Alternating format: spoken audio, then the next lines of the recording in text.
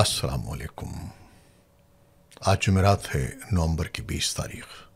میں ہوں خالد حمید، خبروں کے ایک بلٹن کے ساتھ۔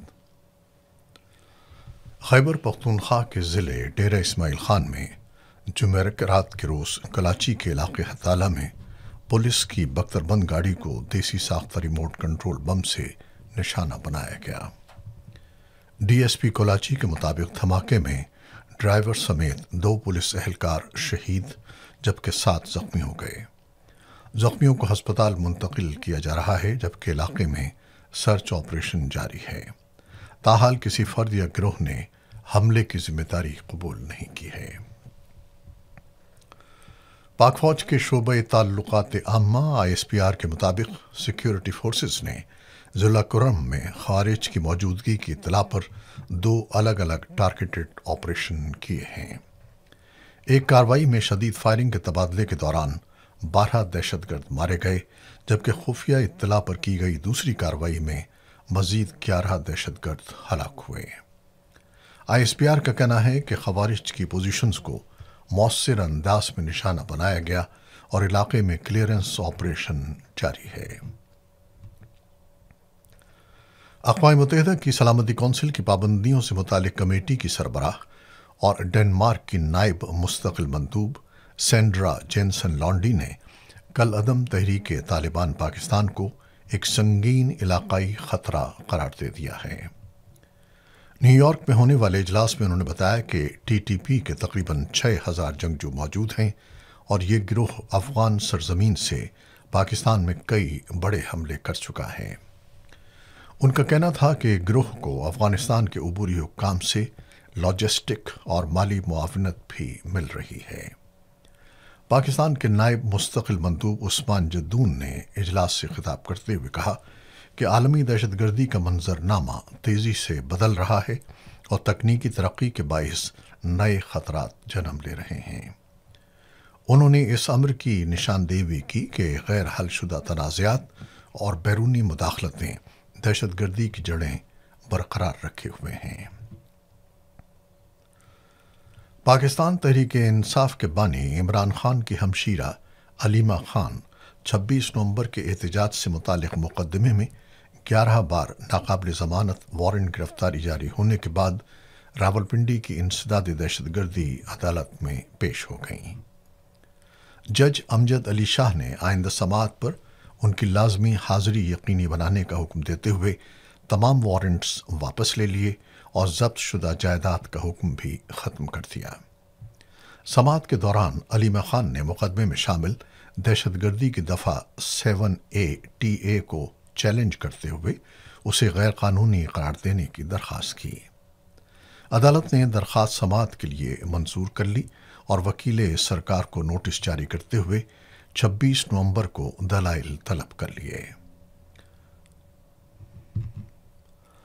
امریکا کے صدر ڈونلڈ ٹرمپ نے تصدیق کی ہے کہ ان کی نیو یارک کے نو منتخب میئر زہران ممدانی سے ملاقات 21 نومبر کو اوول آفس میں ہوگی۔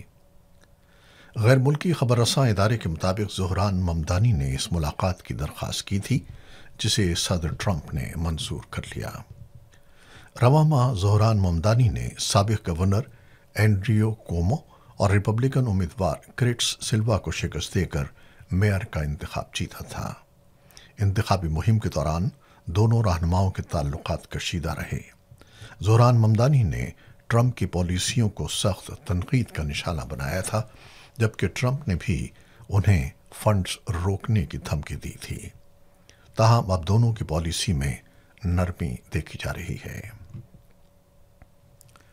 برطانیہ کے وزیر اعظم سر کیئر سٹارمر نے مسلمانوں کے خلاف بڑھتے ہوئے نفرت انگیز واقعات کو مکروہ قرار دیتے ہوئے کہا ہے کہ ایسے اقدامات کی برطانوی معاشرے میں کوئی جگہ نہیں ہے۔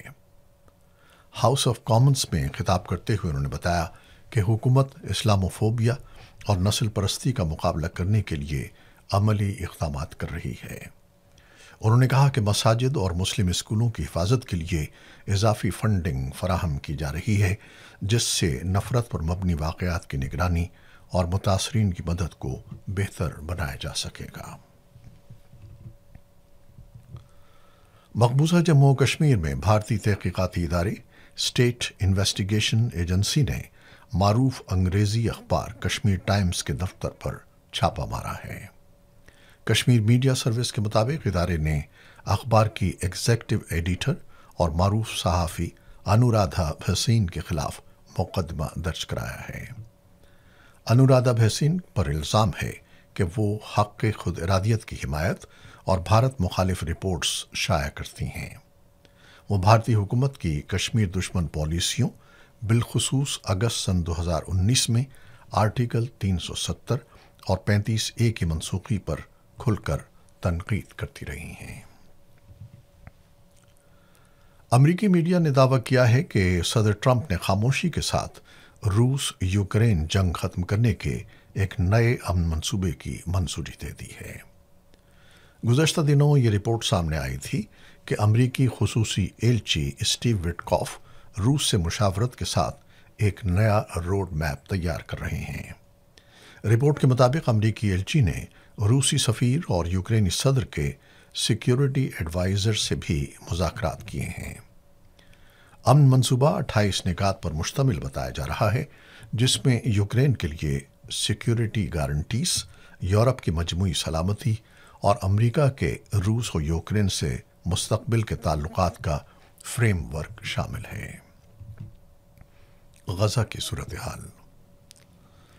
गजा के जुनूबी इलाके खान यूनुस में इसराइली फ़ज़ाई हमले में कम से कम 3 फ़लस्तीनी शहीद हो गए हैं। नासिर हस्पताल के मुताबिक अबासीन अल कबीरा में 2 अफराद जबकि एक ड्रोन हमले में मज़ीद एक फ़लस्तीनी शहीद हो गया, जिससे आज की हलाकतों की तादाद 5 हो गई है। गजा की वजारत सेहत के मुताबिक गुज़श्ता 24 घंटों में इसराइल ने 12 बच्चों और 8 ख़वातीन समेत 32 फ़लस्तीनियों को शहीद और 88 को ज़ख्मी किया है।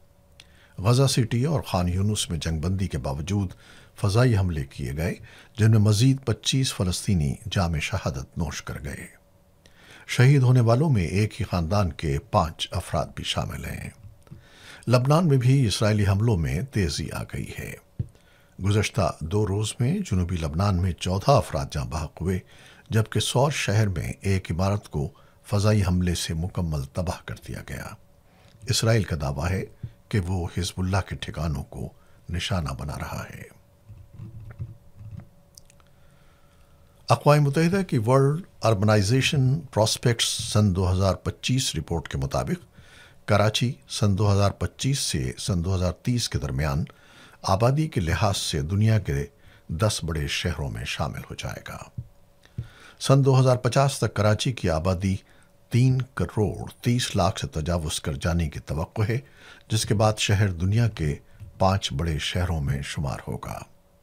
रिपोर्ट के मुताबिक 1975 में दुनिया में सिर्फ 8 मेगा सिटीज़ थे, जो सन 2025 में बढ़कर 33 हो गए, जिनमें से 19 सिर्फ एशिया में वाक़ हैं। अंदाज़ों के मुताबिक सन 2050 तक ये तादाद 37 हो जाएगी। रियाज में जारी इस्लामिक यकजहती गेम्स में पाकिस्तान के javelin throw star Arshad Nadeem ने शानदार कारकर्दगी दिखाते हुए एक और गोल्ड मेडल अपने नाम कर लिया है। अरशद नदीम ने 83.05 मीटर की थ्रो के साथ मुकाबला जीता, जबकि पाकिस्तान की यासिर सुल्तान ने कांसी का तमगा हासिल किया। अरशद नदीम ने पहली थ्रो में 75.44 मीटर का फासला तय किया, जबकि दूसरी ही कोशिश में 83.05 मीटर की फैसला कुन थ्रो मारकर सबकत हासिल कर ली। Olympic, Commonwealth games, Asian games और वर्ल्ड एथलेटिक्स चैंपियनशिप में मेडल्स जीतने के बाद ये उनकी मज़ीद एक बड़ी कामयाबी है। ये थी वो ख़बरें जो यूट्यूब चैनल पर हमने आपके लिए पेश की। आप हमारे चैनल को देखते हैं, शेयर करते हैं और अपने कमेंट्स में अपनी मोहब्बतों और अपनी राय का इज़हार करते हैं, जिसके लिए हम आपके बेहद ममनून हैं। अपनी इन काविशों को जारी रखिएगा। खालिद हमीद को अब इजाज़त दीजिए। अल्लाह हाफ़िज़।